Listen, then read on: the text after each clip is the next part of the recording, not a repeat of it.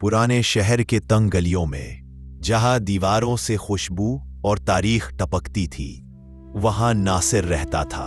नासिर एक हुनरमंद नक्काश था, लेकिन उसकी कला उसकी भूख नहीं मिटा पा रही थी।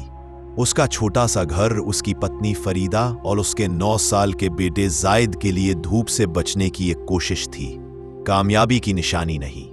नासिर के दिल में अल्लाह पर पक्का ईमान और तवक्कुल था। वो 5 वक्त की नमाज पढ़ता और फरीदा हर रात दुआ करती कि उनका वक्त बदले। लेकिन मुश्किलात अकेले नहीं आती। शहर के सबसे बड़े लेकिन लालची सेठ हाजी करीम से नासिर ने छोटा कर्ज लिया था और अब वो सूद समेत वापस मांग रहा था। एक सर्द शाम, जब नासिर के पास जायद की फीस भरने के लिए भी पैसे नहीं थे, हाजी करीम के आदमी धमकी देकर चले गए। फरीदा की आंखों में आंसू थे, पर नासिर ने अपना सर झुकाकर सजदा किया। या अल्लाह, तू ही राह दिखाने वाला है, उसने दिल में कहा। उसी रात जब वो अपनी पुरानी दुकान की सफाई कर रहा था, नासिर को एक टूटे हुए संदूक के नीचे एक पुरानी मोटी चमड़े की जिल्द वाली किताब मिली। ये एक अजीब दस्तावेज थी, जिसमें पुरानी फारसी लिपि में कुछ नक्काशी की तकनीकें में और सबसे हैरत अंगेज एक मेहराब और 2 तारों की निशानी से शुरू होने वाला एक नक्शा था। किताब का नाम था खजाना-ए-हुनर-ए-कामिल। जायद, जो कि बहुत होशियार और तजस्सुस वाला लड़का था, उसने नक्शा देखकर फुसफुसाया, अब्बा, ये तो कदीम मसाजिद के पास की जगह लगती है। नक्शा हाजी करीम की दुकान के पिछले हिस्से, जो कि दरअसल एक पुराना खौफनाक किला था, के पास की एक छुपी हुई जगह की तरफ इशारा कर रहा था। नासिर को लगा कि यह अल्लाह का इशारा है। शायद इस नक्शे में कोई ऐसा राज छुपा है जो उसकी मुश्किलात को हल कर दे।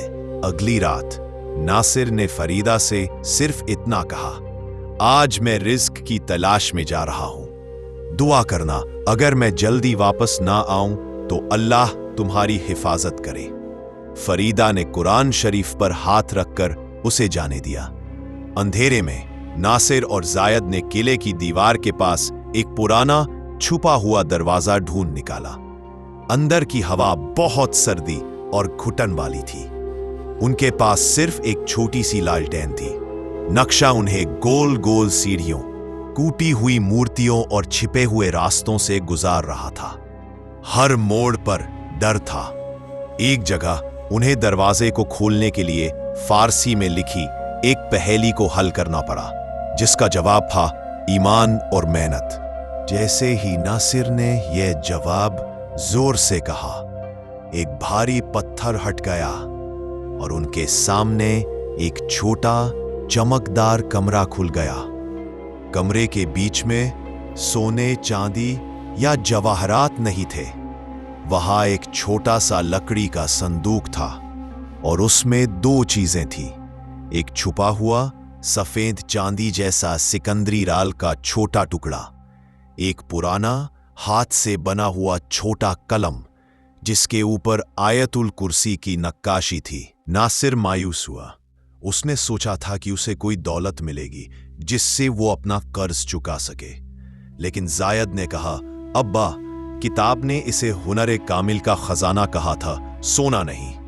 किताब के आखिरी पन्ने पर एक और फारसी लेख था, जो सिकंदरी राल को सच्चा आबे हयात समझकर उससे बनाई गई स्याही से ईमान की रोशनी में कलम चलाएगा, वो दुनियावी दौलत से ज्यादा इज्जत और बरकत पाएगा।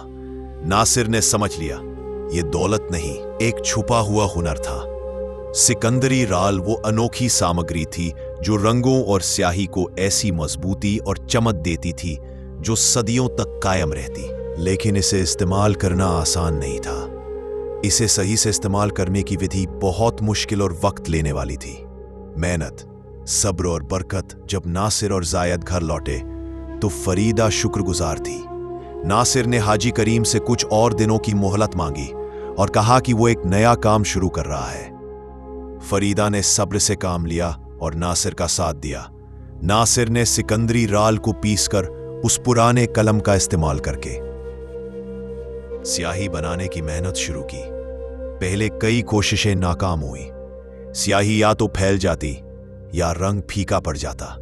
हर नाकामी पर नासिर की सब्र और अल्लाह पर तवक्कुल की आजमाइश होती।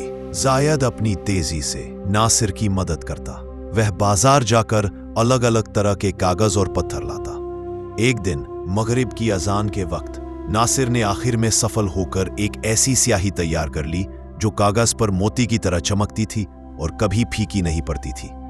उसने उस अनोखे कलम से पहला अल्फाज लिखा, अल्हम्दुलिल्लाह। नासिर ने अपनी इस अनोखी स्याही से कुरान की आयतों और शाही फरमान की नक्काशी शुरू की। उसकी स्याही की कमाल और उसके हुनर की हिफाजत की खबर जल्दी ही पूरे शहर में फैल गई। लोग हैरान थे कि उसकी स्याही सालों बाद भी ऐसे चमकती थी जैसे अभी लिखी हो। नासिर की सिकंदरी नक्काशी की मांग इतनी बढ़ गई कि वो शहर का सबसे मशहूर और इज्जतदार नक्काश बन गया। अब वह सिर्फ गरीब नासिर नहीं बल्कि उस्ताद नासिर के नाम से जाने जाते थे। पहले उसकी दुकान छोटी थी, अब वो एक बड़ी और सुंदर दुकान का मालिक था। उसने हाजी करीम का कर्ज अदब से वापस किया और अल्लाह का शुक्र अदा किया कि उसे दौलत की जगह हुनर और सब्र का सबक दिया। नासिर, फरीदा और जायद की जिंदगी तब्दील हो चुकी थी।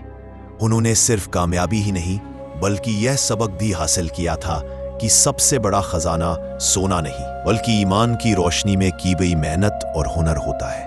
नासिर ने कभी खौफनाक तिला के राज को किसी को नहीं बताया। जायद बड़ा होकर नासिर के कारोबार में उसका हाथ बटाने लगा और उसने हर नए शागिर्द को पहला सबक यही दिया, मेहनत करो और अपने रब पर भरोसा रखो। रिज्क जमीन से नहीं आसमान से आता है।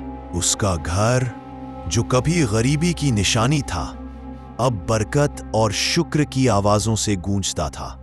और नासिर हर रात नमाज के बाद उस पुराने संदूक और सिकंदरी राल को देखकर मुस्कुराता, क्योंकि वो जानता था कि उसकी तकलीफों का खजाना उसे उसकी मेहनत और ईमान की वजह से ही मिला था।